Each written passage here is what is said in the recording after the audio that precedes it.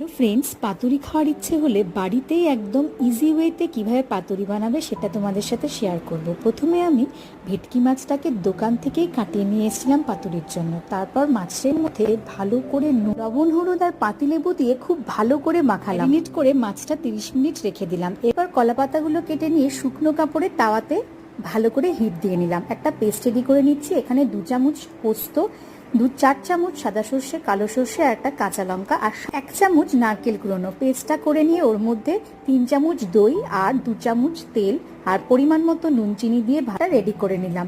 Marinate করা মাছগুলো deep করে নিয়ে ওর মধ্যে তারপরে কলা পাতায় দিয়ে ভালো করে একটু গ্রেভি দিয়ে ওর মধ্যে কাঁচা লঙ্কা দিয়ে ভালো করে মুখটা টাইট করে বেঁধে দিলাম। এরপর কড়াইতে পরিমাণ মতো তেল নিয়ে অয়েল ব্রাশ করে নিয়ে তারপরে পাতুরিগুলো দিয়ে ঢাকা দিয়ে 10 থেকে 15 মিনিট কুক করে নিলাম। এদের একটা খুলে দেখাই, জানো তো খেতে যে এত দারুণ হবে ভাবতেই পারিনি।